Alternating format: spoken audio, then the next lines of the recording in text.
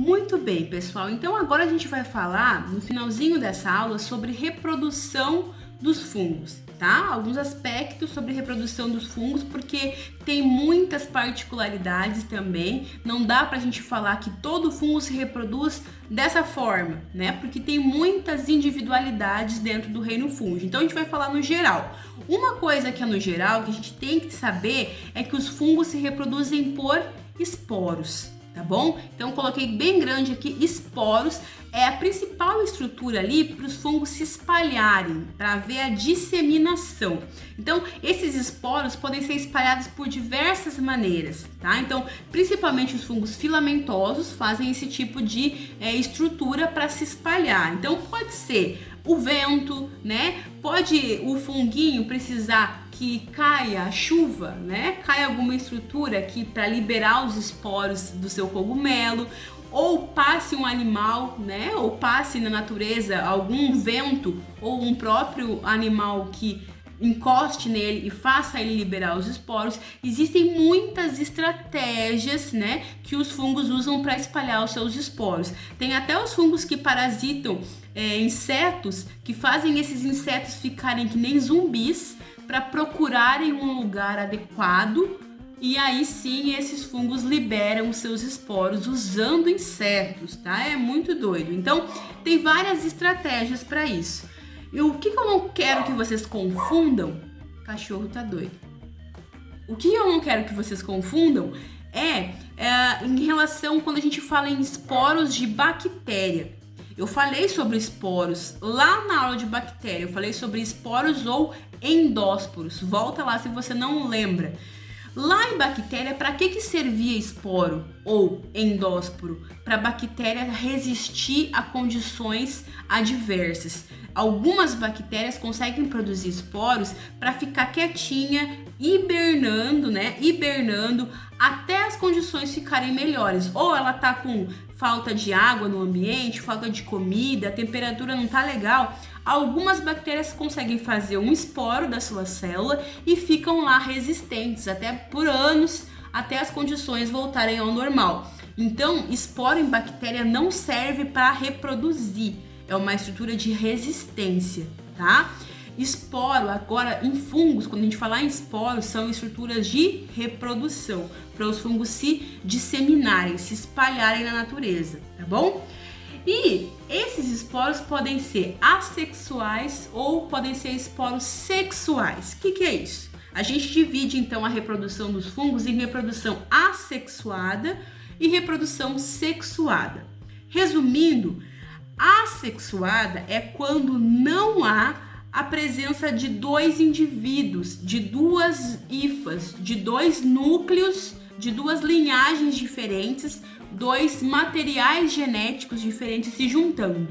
Isso é reprodução assexuada. Apenas um indivíduo só, ele libera esporos e os filhotinhos dele nascem com material genético exatamente igual ao pai, né? Ao ser vivo que originou, certo? Já que é um ser vivo apenas liberando esporos. Então aqui eu tenho um exemplo, ó.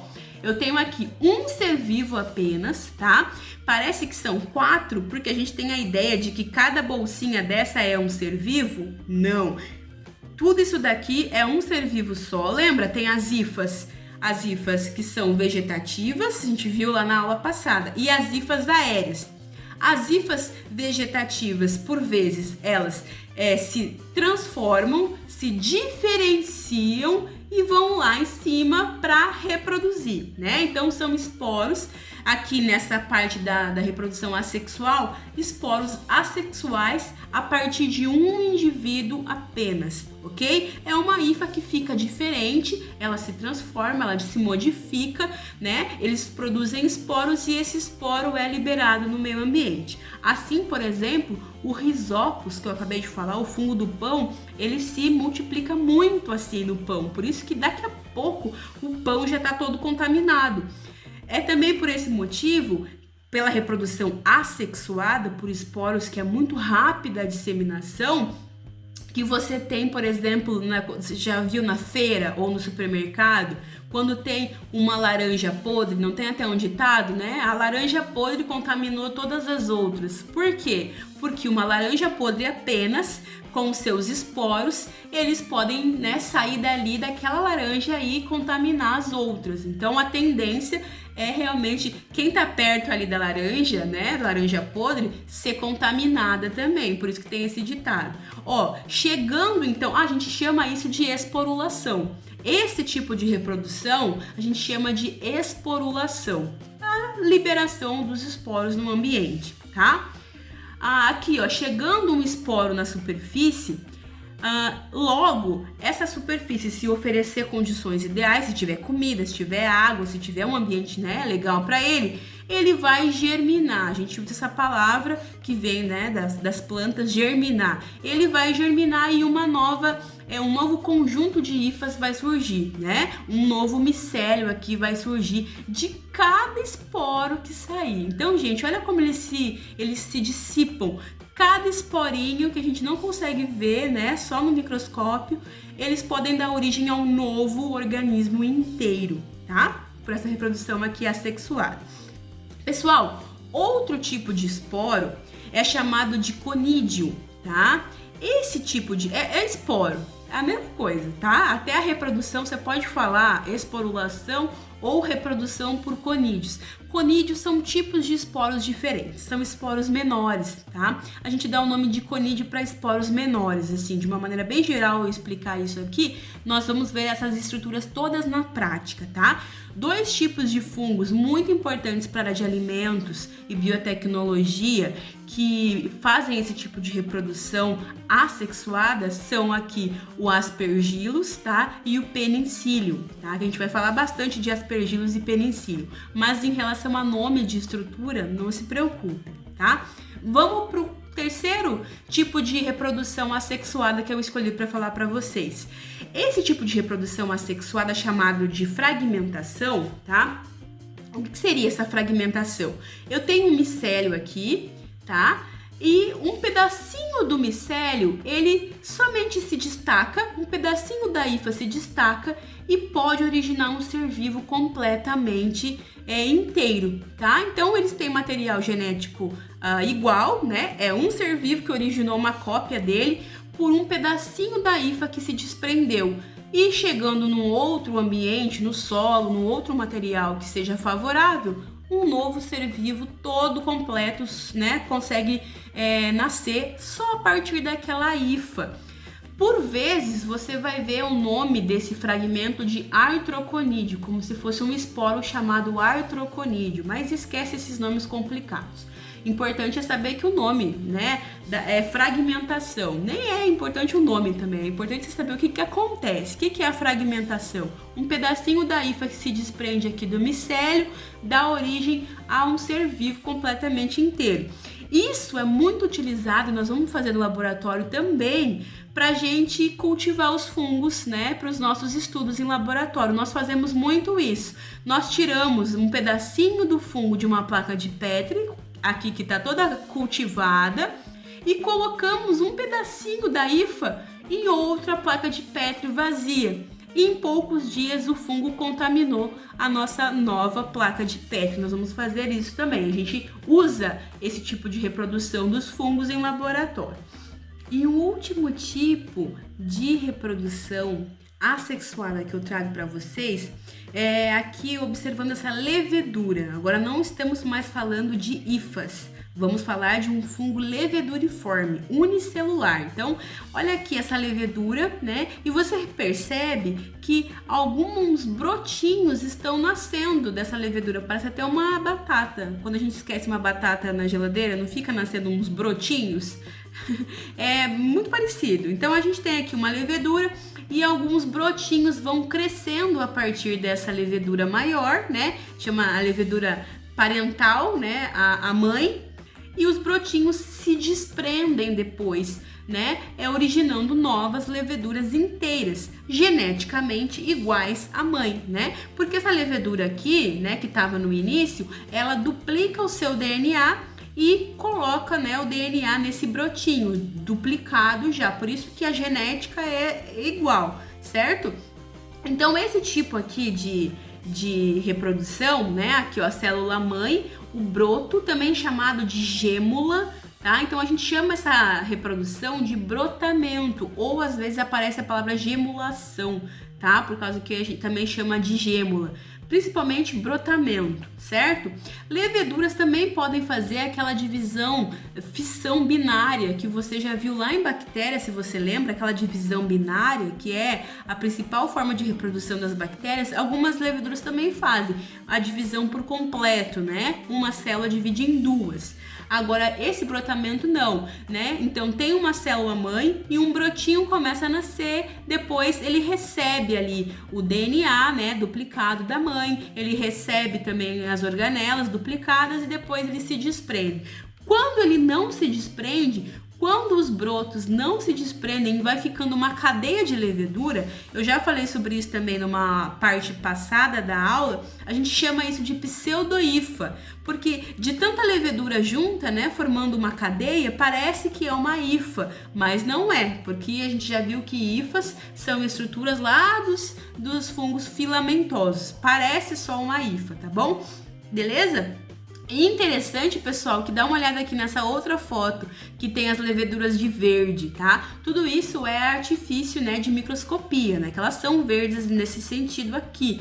Mas dá pra ver algumas cicatrizes. Isso daqui foi uma foto retirada com microscopia eletrônica, né? Um microscópio muito potente que consegue ver uma levedura com tamanho, né? Com tamanho detalhe. O que é interessante é que cada brotinho que sai deixa uma cicatriz. Então, pegando aqui uma célula, né, de levedura, você consegue ver quantos brotos ela já deu, né? Quantos brotos ela já se desprenderam dali, porque vai ficando uma cicatrizinha na levedura mãe, tá bom? Beleza? E a gente tem um outro tipo de reprodução, para finalizar, que é a reprodução sexuada.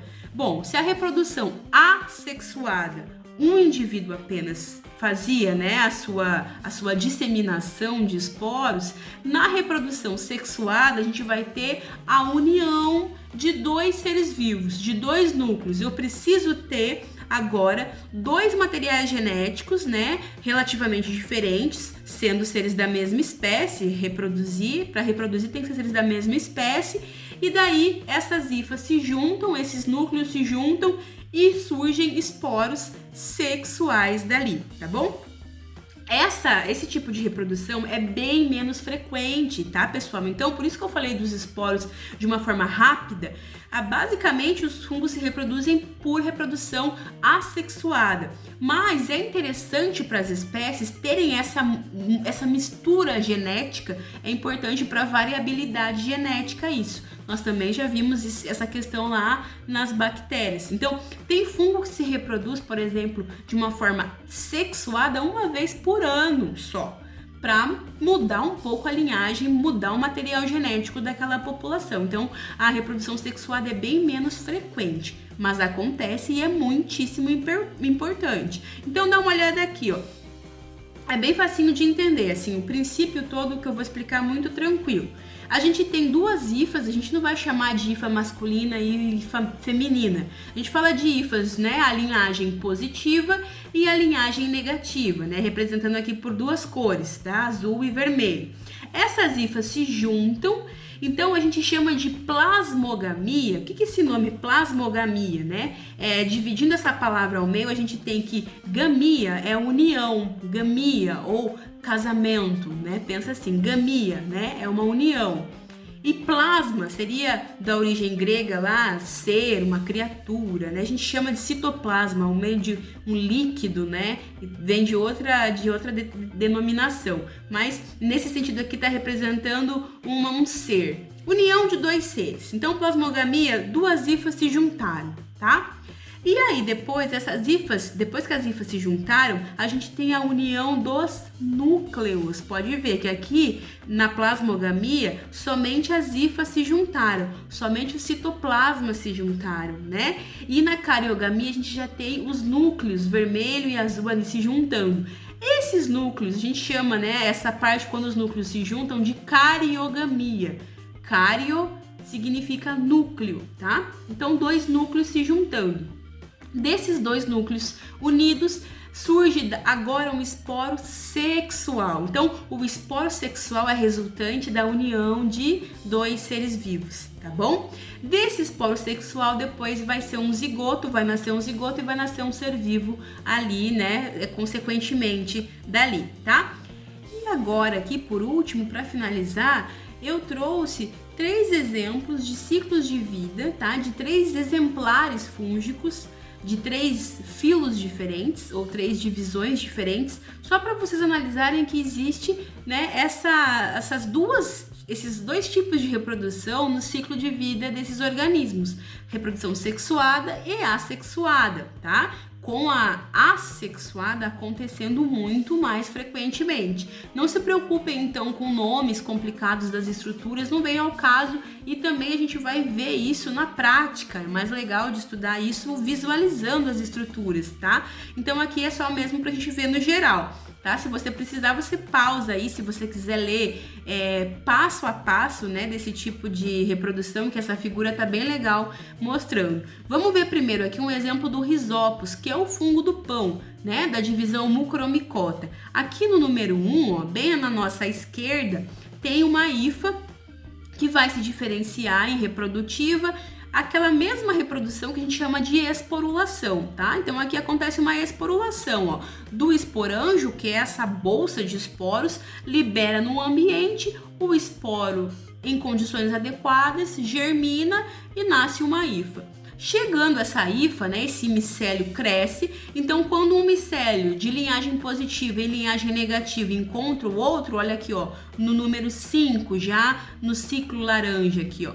Então acontece a união, né, plasmogamia de 2 citoplasmas. A gente tem a origem então de um esporo sexual que recebe um nome aqui, né? A gente chama de zigósporo. Não precisa se preocupar com esses nomes difíceis.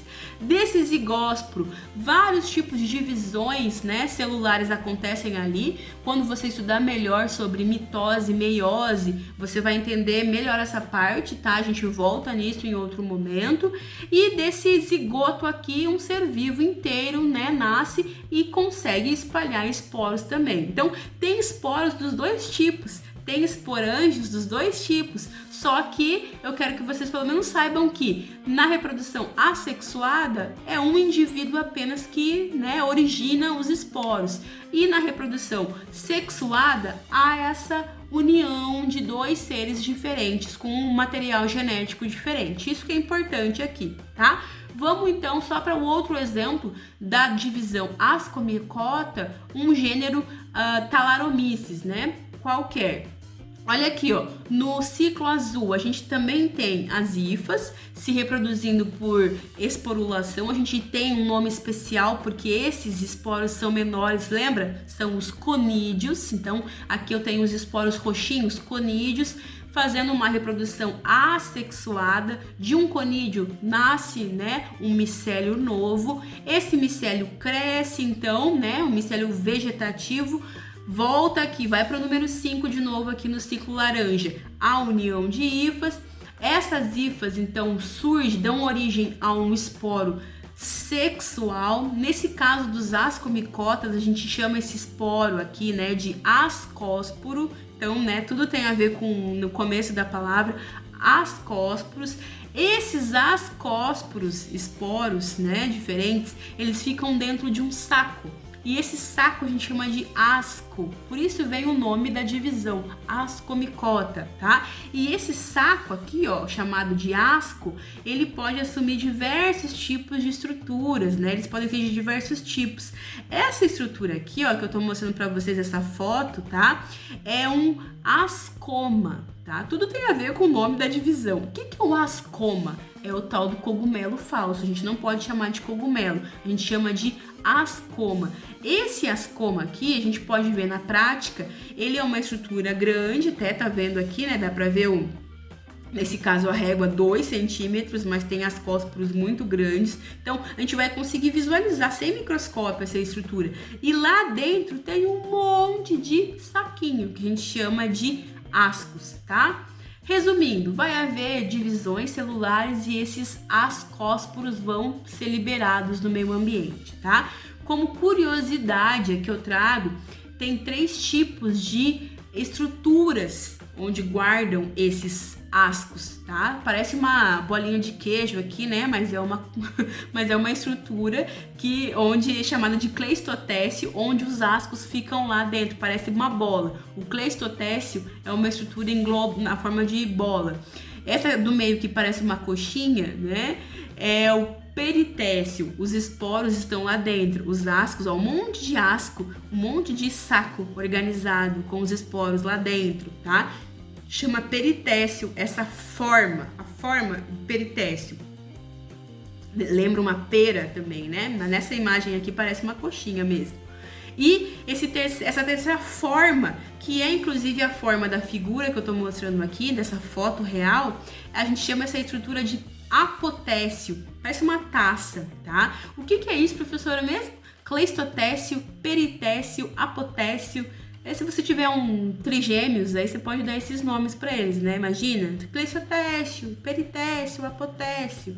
São as estruturas onde os ascomicota ou os ascomiceto guardam os seus esporos sexuais. É isso, tá? Só tô mostrando de curiosidade, não se preocupem com esses nomes difíceis não, tá? Mas nada disso você pode chamar de cogumelo. Por quê? Porque cogumelo mesmo somente lá na divisão base de omicota, que é essa última imagem que eu vou mostrar para vocês na aula de hoje. Esse cara aqui mesmo eu posso chamar de cogumelo. Só chama de cogumelo se for da divisão base de omicota, tá? Da mesma maneira que, ó, vamos pro ciclo azul. Desse micélio aqui aconteceu uma fragmentação, uma reprodução assexuada. Tem alguns fungos da divisão base de omicota que também produzem alguns conídeos assexuais. Enfim, vindo aqui pro ciclo laranja, a união de hifa, pronto, então isso é reprodução sexuada. Dessa união de hifa tem a formação então dessa estrutura gigante, que pode ser gigante, né, ou não, tem diversos tamanhos de basidioma. Aqui é o meu cogumelo, então você pode chamar de cogumelo ou dessa divisão, dessa estrutura chamada basidioma.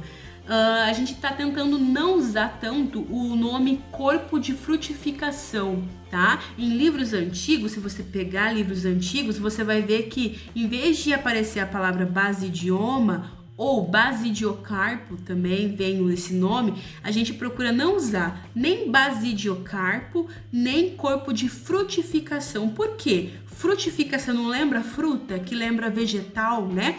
Então a gente tenta desvincular os fungos dos vegetais, porque fungo não é vegetal, não tem nada a ver. Então essas palavras frutificação a gente tenta evitar, tá? Então basidioma é o nome correto para chamar o meu cogumelinho, tá bom? E depois desse basidioma, vai ser muito bonitinho. A gente vai ver embaixo dele, aqui ó, embaixo do basidioma, embaixo do chapéu, nós vamos conseguir ver os basídios, que são essas estruturas aqui que guardam os esporos. É bem bonitinho. Fica geralmente, parece uns 4 dedinhos assim, com os esporos, né, prontos para serem libertados, tá bom? Aqui nessa imagem até que dá para ver certinho. Nós vamos ver isso no microscópio, por isso que eu nem vou ficar passando muito aqui. A gente vai ver essas estruturas no microscópio. E esses esporos são liberados no meio ambiente, gerando um ser vivo novo.